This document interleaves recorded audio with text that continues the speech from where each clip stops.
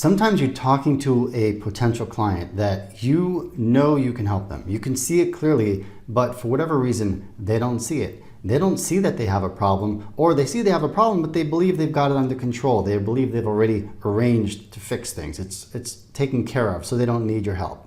Now, as you probably already know, the weakest position you can be in is trying to convince a potential client that they have a problem when from what they can see, hey, everything is fine. I mean, you can clearly see that everything is not fine, but they don't see it. Trying to convince them that you're right never works. You probably know that from your own experience, right? Never works. This is what happened just a couple of days ago with James. James is a consultant in our Plenty of Clients program, and James was talking with a potential client of his own. We'll call him Rich. Rich is the owner of a $22 million a year business, and Rich was complaining because Rich's customer service people need more empathy in the way he put it. I need them to put themselves in the shoes of the customers on the phone. Because often what's happening is that they're getting disappointed or frustrated and they demand to be escalated, talk to the supervisor, and then they're reporting essentially what they're saying is, I feel like I was never heard.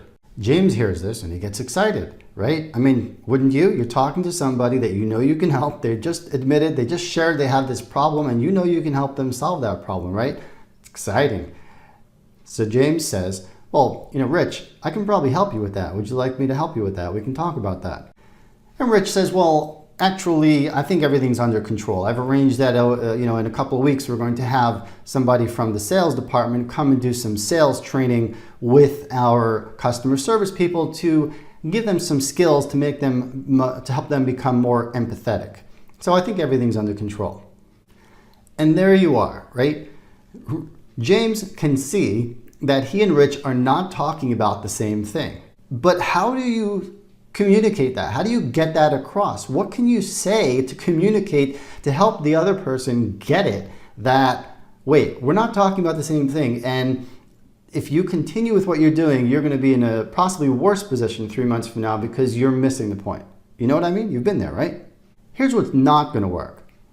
If James tells Rich, Rich, sales training isn't going to work. Sales training isn't the answer.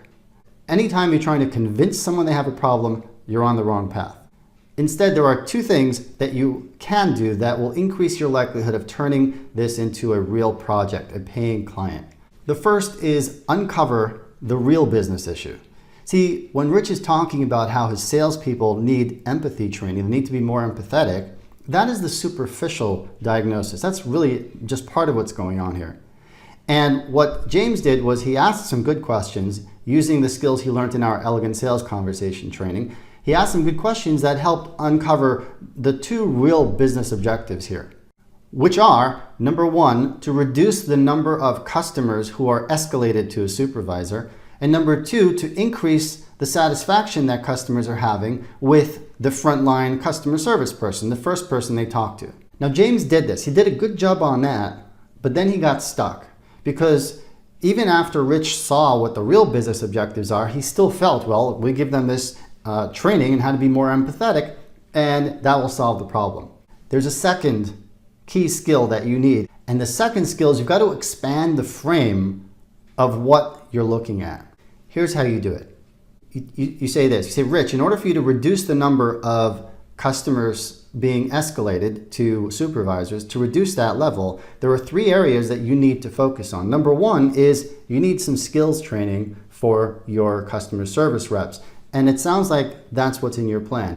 The second thing you need to really look at closely is the processes for your customer service people and the systems within which they're working.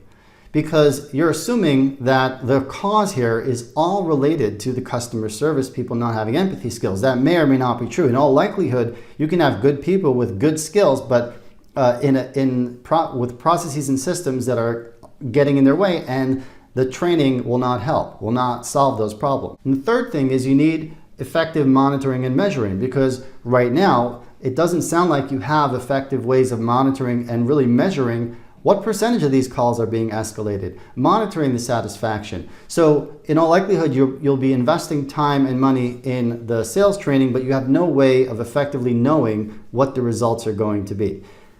When you do this, what you've done is just expanded what Rich is paying attention to. And this is just an example, obviously, to open your mind to what's possible. These are critical skills in helping you consistently attract your ideal client. And these are just a couple of really important examples. Did you find this helpful? If you found this helpful, then let's share this with other people. Click the share button, click the like button, add a comment or a question underneath, because the more activity we have here, the more people will benefit from this kind of quality training. And if you'd like even more, I put together a series of 3 free classes called The Missing 5%, The Honest Secret to a Consistent Flow of Ideal Clients. Go to the link on the screen and accept my invitation to something even deeper and even more profound.